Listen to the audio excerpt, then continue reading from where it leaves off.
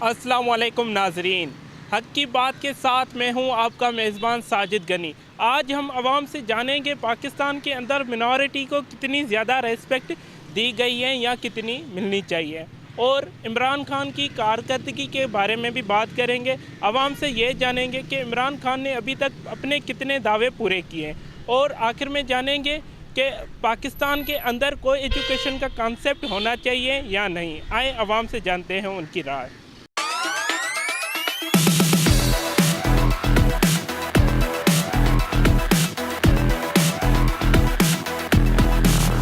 Sir, मेरा आपसे ये सवाल है, पाकिस्तान के अंदर मिनॉरिटी को कितनी रेस्पेक्ट दी गई है और कितनी मिलनी चाहिए?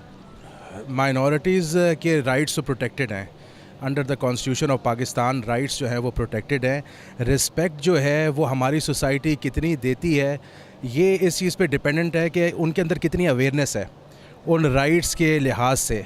ये हमारे जो मुल्क के अंदर प्रॉब्लम है वो ये है कि हम पहले तो ऑर्डिनरी सिटीज़न जो हैं वो एक दूसरे की रिस्पेक्ट नहीं करते, इंटॉलरेंट हैं, एक दूसरे के जो हकूक़ हैं वो हम एज़ ह्यूमन बींग्स भी प्रोटेक्ट नहीं करते। तो हमारा रिलीजन तो जो है वो अल्लाह ताला ने हम पे तो बड़ी ऑब्लिगेशंस डाली हैं कि एक दूसरे का पहले जो है एज़ ह्यूमन जो है वो ख्याल किया जाए, फिर एज़ मुस्लिम जो है हमारे ऊपर डबल रिस्पॉन्सिबिलिटी कि हम इन सबको जो है ना वो देखें।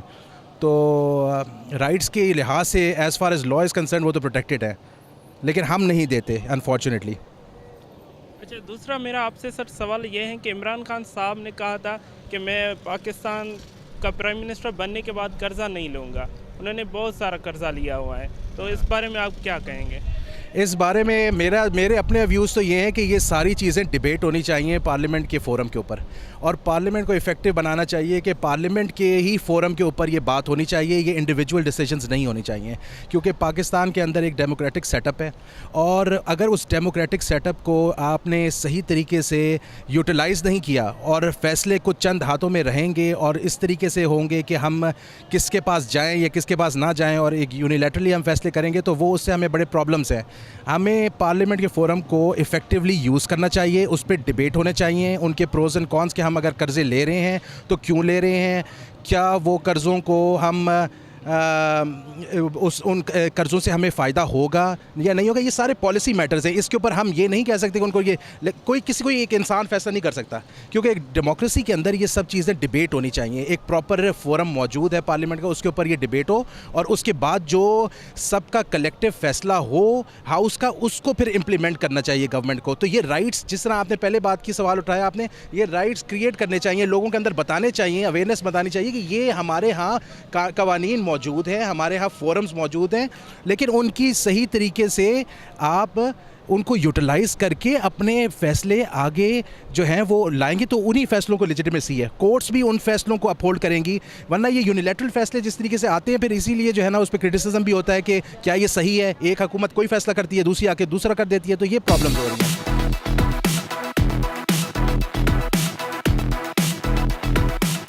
एडवोकेट साहब, मेरा आपसे ये सवाल है कि पाकिस्तान एक इस्लामी मुल्क है, इसके अंदर क्या कोई एजुकेशन का कॉन्सेप्ट होना चाहिए?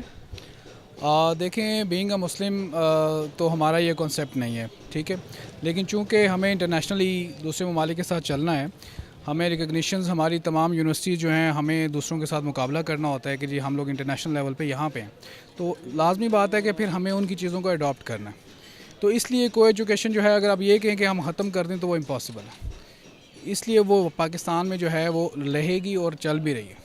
सर, इस तरह भी तो हो सकता है ना, जैसे इस्लामिक यूनिवर्सिटी में उनमें गर्ल्स कैंपस अलग हैं, बॉयज़ कैंपस अलग हैं, वो भी तो एक क्वालिटी एजुकेशन दे रहे हैं ना। बिल्कुल क्वालिटी एजुकेशन दे रहे हैं, लेकिन अगर आप उनके साथ दूसरी यूनिवर्सिटीज़ को देखें, आप जो इंटरनेशनल इस्लामिक यूनिवर्सिटी है उसका स्पेसिफिकली मोटिव ही उन्होंने नाम ही इस्लामिक पॉइंट ऑफ व्यू से रखा हुआ है। अगर आप लम्स को देख रहे हैं या इकरा को देख रहे हैं, उन्होंने वहाँ से क्वालिफाइड होना है और जाके लंदन में जॉब करनी है, तो जब लंदन में जाना है तो वहाँ पर क्या करना है। मेरा तो ये है कि जो को एजुकेशन है वो चूँकि हमारे वक्त का तकाजा है, इस वजह से को एजुकेशन ज़रूरी है। अच्छा, और मेरा सवाल आपसे सर ये है कि इमरान खान ने हुकूमत में आने से पहले ये कहा था कि मैं कर्ज़े नहीं लूँगा। अब इमरान खान ने बहुत सारे कर्ज़े लिए हैं, क्या ये लेने चाहिए थे? देखें जी, इसके बारे में तो मैं सिर्फ इतना कहूँगा कि खान साहब चूँकि उस टाइम गवर्नमेंट में नहीं थे, तो जब बंदा गवर्नमेंट में नहीं होता तो उनका देखने का नज़रिया अलग होता है। अब जब वो गवर्नमेंट में आए हैं तो आपने और बहुत सारी पॉलिसीज़ देखी होंगी जो उन्होंने कहा था कि हमने नहीं करना और वो कर रहे हैं। अगर वो कर्ज़े नहीं लेंगे तो हमारे पास तो इतने रिजर्वायर्स नहीं है कि हम अपने मुल्क को चला सकें, तो उनकी मजबूरी है उन्होंने कर्ज़ा लेना है। इट मीन्स कि आप ये कहना चाहते हैं इमरान खान ने अभी तक एक भी अपना दावा पूरा नहीं किया है। एग्जैक्टली उनकी स्ट्रेटजीज ही ठीक नहीं है। जो उन्होंने स्ट्रेटजी बनाई हुई थी, जो उनका होमवर्क था, जिन्होंने पूरा करना था कि मुझे जब गवर्नमेंट में आना है तो मैंने इन चीज़ों पे काम करना है, और वो अनफॉर्चुनेटली वो पूरा नहीं हो सके उनसे। अच्छा, नून लीग की दौर में जब लोन लिया जाता था कहीं बाहर से ममालिक से, तो जो शरारत होते थे वो बताए जाते थे। इमरान खान के दौरे हुकूमत में तो वो भी हमें सुनने को नहीं मिल रहे हैं। असल में जहाँ तक नून लीग की बात है, नून लीग को आप देखें लोग इसलिए पसंद करते थे कि वो लोगों के लेवल पे जाके सोचते थे। खान साहब का जो गरीब तबका है उससे हट के वो मुल्क की इकॉनमी के बारे में सोच रहे हैं, लेकिन जो लोअर तबका है जो महंगाई को फेस कर रहा है वो उनकी पॉलिसीज़ में नहीं है। इमरान खान साहब के तो दावे तो यही थे कि मैं गरीब आवाम के लिए आ रहा हूँ, गरीब आवाम के लिए सोचूंगा। अभी बात आपकी ठीक है, लेकिन उसमें उनको टाइम चाहिए। अभी जैसे ही वो गवर्नमेंट में आए, अभी आप देखें 6 मंथ या 1 ईयर में अगर आप ये कहें कि पिछले 10 साल मामला को हम ठीक करें, और मे भी ये तो उनकी स्ट्रेटजीज देखें ना, अभी तो वो सिर्फ कह रहे हैं कि हमारी प्लानिंग्स चल रही हैं कि हमने चीज़ों को ठीक करना है। मे बी 2 ईयर्स 3 ईयर्स वो कम बैक करेंगे, जहाँ तक मेरा पॉइंट ऑफ व्यू है। सर 4 मंथ हो गए, 4 मंथ में कोई तो परफॉर्मेंस उनकी आनी चाहिए थी। नहीं, वो तो आप बिल्कुल बात ठीक कह रहे हैं। मैंने जो अभी पहले आपसे बात की ना, उनकी स्ट्रेटजीज जो थी वो ठीक नहीं थी कि मुझे जाते ही क्या करना है। अब महंगाई का अगर एक जोर चल रहा है तो ऑब्वियसली उसने बढ़ना है, अगर आप उसके ऊपर काम नहीं करेंगे तो वही हो रहा है। कल सर ऑस्ट्रेलिया और इंडिया की मैच हुई है जिसके इंडिया जीत गया है, जिस पे इमरान खान साहब ने इंडिया को मुबारकबाद पेश की है। अगर यही काम नवाज़ शरीफ करते तो उन्हें गद्दार कहा जाता अभी तक। देखिए, ये तो एक स्पोर्ट्समैन स्पिरिट है, कोई भी जीता। अब हम यहाँ पे बैठ के कोहली को पसंद करते हैं कि वो अच्छा बैट्समैन है। अब ये कहें कि हम पाकिस्तानी हैं तो हमें नहीं करना चाहिए, तो वो स्पोर्ट्समैन स्पिरिट है उनकी, जिस वजह से उन्होंने उनको अप्रिशिएट किया है। और जो दूसरी बात आप ये कह रहे हैं कि उनको गधा या वो कहा जाता है, तो वो अब आप देख रहे हैं कि दोनों तरफ से पार्टीज़ जो हैं वो स्ट्रॉन्ग सोशल मीडिया नेटवर्क चल रहा है, वो पेड हैं। अगर इधर से गलती होती है तो वो पकड़ते हैं, वो गलती होती है तो ये पकड़ते हैं, वो तो चलता है सर। डोंकी राजा जो मूवी बनी हुई है बिल्कुल सही बनी हुई है, और उसका आप बिज़नेस देख लेंगे कितना कर चुकी है। अच्छा, वो इमरान खान के ऊपर बनी हुई है। इसलिए वो उन्होंने बनाई, एक तो इस टाइम पे बनाई है और फिर जियो ने स्पॉन्सर कर दिया उसको, तो वो सारी चीज़ें क्लियर यही हैं कि जी डोंकी। लेकिन मैं इसको पॉजिटिव साइन में ये ले रहा हूँ कि वो उस डोंकी राजा में, अगर आपने मूवी देखी है तो उस डोंकी की एफर्ट्स हैं कि वो जो है वो बादशाह बन जाता है। ठीक है, तो डोंकी ना जो भी है, मैं एफर्ट्स की बात कर रहा हूँ। इसका मतलब तो ये है कि अगर शेर कुछ भी करता रहे तो उसी ने बादशाह रहना।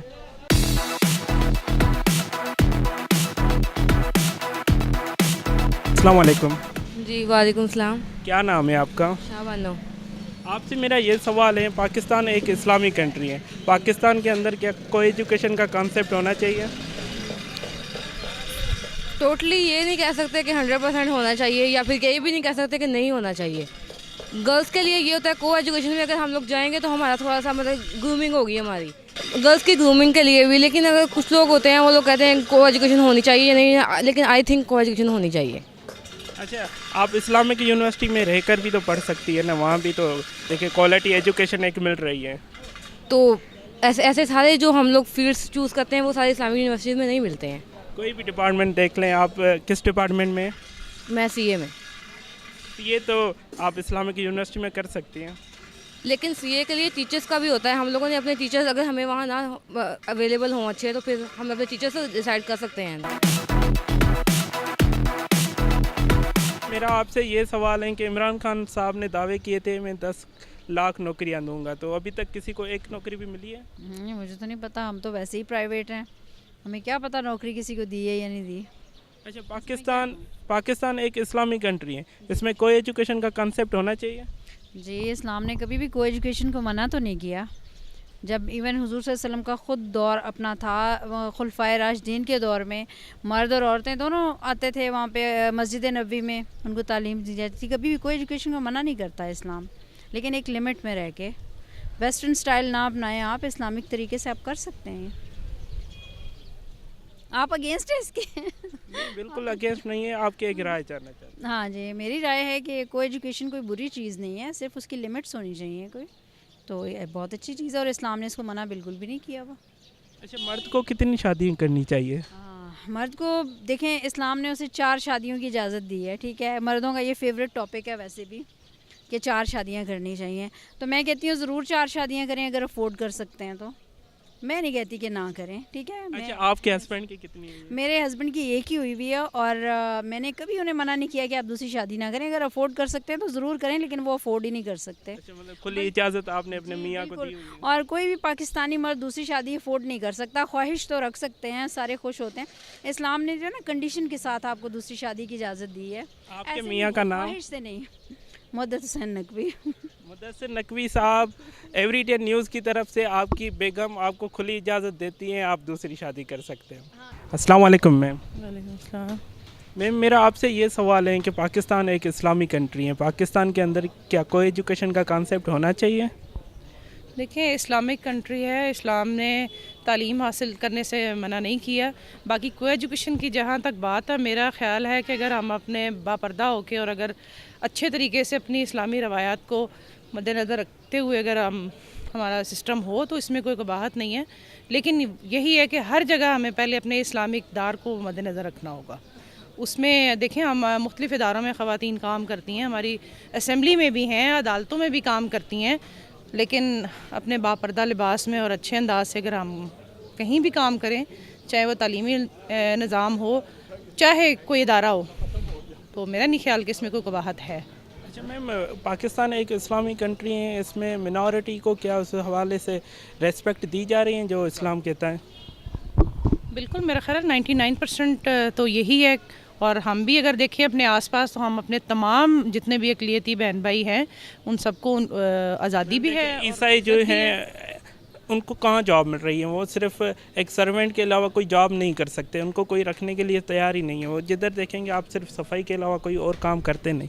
ये कौन सी रेस्पेक्ट हुई? नहीं, बिल्कुल आपका जो है ना, ये मैं इसे इत्तेफाक बिल्कुल भी नहीं करती कि देखें जो तालीम याफ्ता हैं वो हमारे फ़ौज में भी हैं, हमारे ये जो है मैं ख़ुद वकालत के पेशे से हूँ, यहाँ भी हमारे बहुत सारे जो बहन भाई हैं, लॉयर्स हैं, वो माइनॉरिटीज़ के लोग हैं। बिल्कुल कोई ऐसी बात नहीं। डॉक्टर्स हैं, आप देखें हमारे बड़े स्पेशलिस्ट डॉक्टर्स जो हैं वो हिंदू भी हैं, क्रिश्चियंस भी हैं और बाकी माइनॉरिटीज़ के लोग भी आला ओहदों पर है। आप जो है, हाँ, ये कह सकते हैं कि ज़रा जो कम तालीम याफ्ता तबका है उसके लिहाज से जो है वो कोटे के लिहाज से वो फ़िक्स की हुई हैं कि जो कम पढ़ा लिखा तबका है, ये हो सकता है। इसके अलावा मेरा नहीं ख्याल कि किसी के बंदे तालीम पे किसी के को पाबंदी है या किसी को किसी जॉब में स्पेशली, बल्कि उनके कोटे रखे गए हैं। और मेरा ख्याल है इस्लाम जितनी आज़ादी जो है माइनॉरिटीज़ को इज़्ज़त देता और आज़ादी देता शायद किसी और मज़हब में नहीं है। जी बिल्कुल, मैम ने एक बड़ी प्यारी बात की हुई है, पाकिस्तान के अंदर मिनॉरिटी को वो रेस्पेक्ट दी गई है जो उनका हक़ है।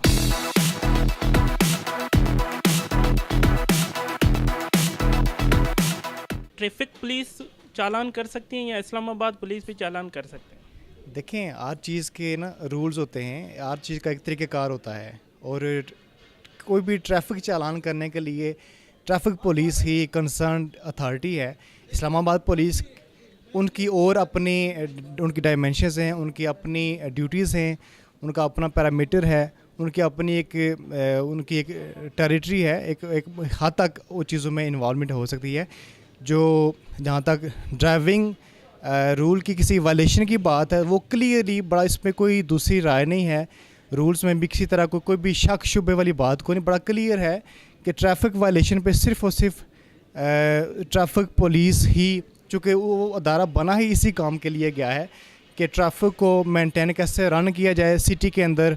उसकी कोई भी वायलेशन होगी तो वो ट्रैफिक पुलिस ही उसको डील करेगी। उस पर अगर चालान बनता है, कोई वायलेशन है, क्योंकि ट्रैफिक पुलिस के रूल्स भी हैं, उन्हीं रूल्स के तहत फिर वो डिफरेंट सेक्शंस हैं, सेक्शन 25 है, सेक्शन 35 है, उसकी वायलेशन पे ट्रैफिक पुलिस ही उस पर चालान कर सकती है। इस्लामाबाद पुलिस की उनकी अपनी उसकी डोमेन है, अपनी डोमेन के अंदर है कि वो उसमें गाड़ी की सर्च करनी है वो सर्च कर सकते हैं। उसमें गाड़ी के कोई टेंटेड मिरर्स हैं, अगर वो रिमूव करवाना चाहते हैं या इस तरह कोई मामला है वो उसकी अदा कर सकते हैं सर्च के हवाले से। या कोई लॉ एंड ऑर्डर सिचुएशन है, कोई चेकिंग करनी है, इस हवाले से कोई मसला है, कोई सिक्योरिटी थ्रेट है, कोई सिक्योरिटी प्रॉब्लम है, तो पुलिस, इस्लामाबाद पुलिस उसमें फिर, या कोई भी प्रोविंशियल पुलिस, किसी भी सूबे की पुलिस उसमें अपने डोमेन में वो काम कर सकती है। ट्रैफिक वायलेशन मीन सर के अगर आपको पुलिस रोकती हैं तो वो सिर्फ आपके डॉक्यूमेंट्स चेक कर सकते हैं, लाइसेंस भी चेक नहीं कर सकते? ऐसे ही है। ड्राइविंग लाइसेंस भी वो भी सिर्फ ट्रैफिक पुलिस ही चेक कर सकती है। इस्लामाबाद पुलिस गाड़ी की ड्राइविंग उसकी जो बुक हैं वो सिर्फ इसलिए कि वाकई गाड़ी जेन्युइन है, खुदा ना गाड़ी चोरी की तो नहीं है, इस हवाले से वो चेक कर सकते हैं। गाड़ी की चोरी ना हो, किसी वारदात में इस्तेमाल ना हो या हो चुकी हो, इस हवाले से वो देख सकते हैं कि आपकी उसमें आपके पास रजिस्ट्रेशन बुक है, आपके पास उसके मालिकाना हुकूक हैं। अगर किसी ने टैक्स पेड ना की हो और वो अगर गाड़ी चला रहा हो तो कौन सा पुलिस वाला उसे रोक के वो टैक्स चेक कर सकता है? उसको इनकम टैक्स वाले ही रोक सकते हैं कहीं पर भी।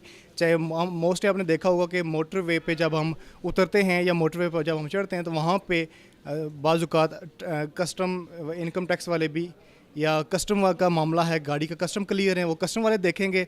अगर इनकम टैक्स का मसला तो टैक्स वाले देखेंगे।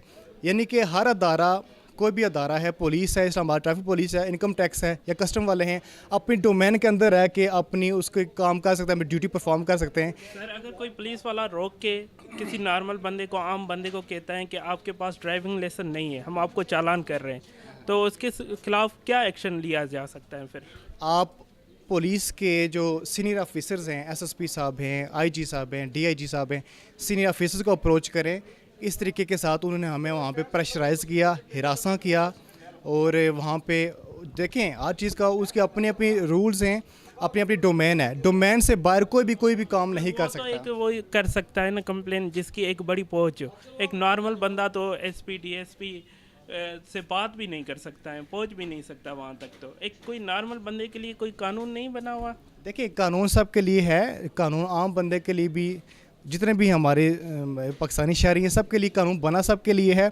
अनफॉर्चुनेटली बाज़ औक़ात तो इम्प्लीमेंटेशन में मसाइल आ जाते हैं, मसलतें आ जाती हैं, लेकिन मेरा ख़्याल है अभी अच्छे ऑफिसर्स हैं सारे महकमों में। आप अप्रोच करें, एसएसपी ऑफिस को अप्रोच करें, कोई भी किसी सीनियर ऑफिसर्स को अप्रोच करें, इंशाल्लाह लाजमी आपकी सुनवाई होगी इस हवाले से। अब मेरा आपसे ये सवाल है, पाकिस्तान के अंदर मिनॉरिटी को कितनी रेस्पेक्ट दिए जा रहे?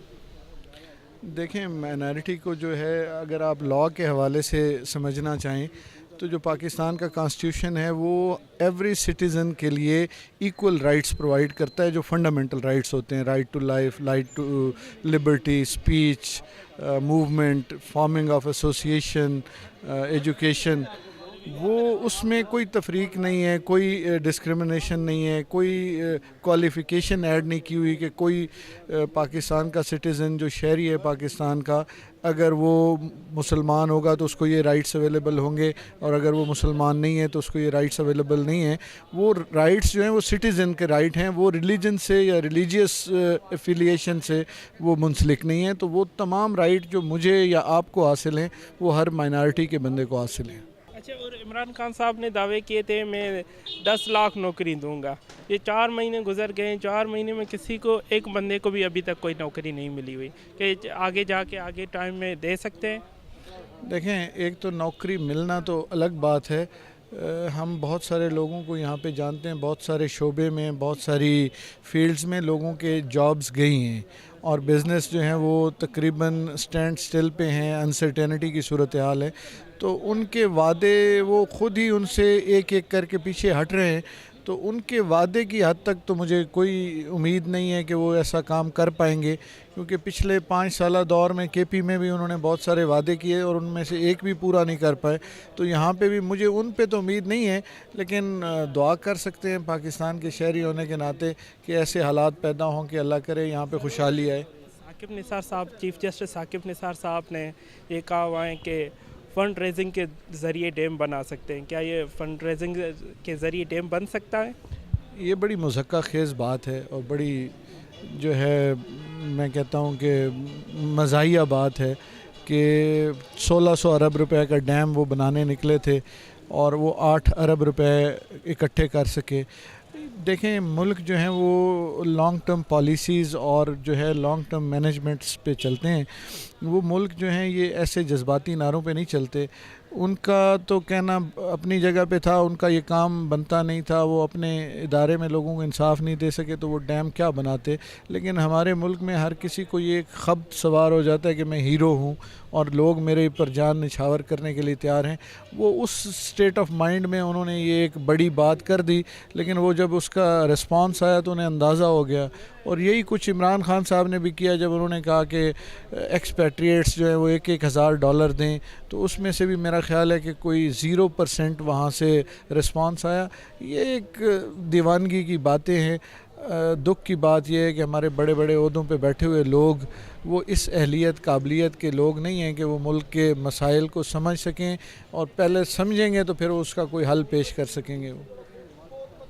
बिल्कुल, एडवोकेट दोस्तों का भी यही कहना है, फंड रेजिंग के ज़रिए बिल्कुल भी डैम नहीं बन सकते।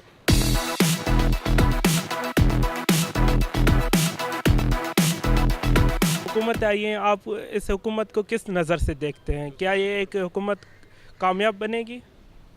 देखिए जी, हुकूमत कामयाब तो वक्त फैसला करेगा, टाइम पे पता लगेगा, लेकिन अभी तो वादे वहीद और बातें हैं, अमल वाली बात कम नज़र आती है।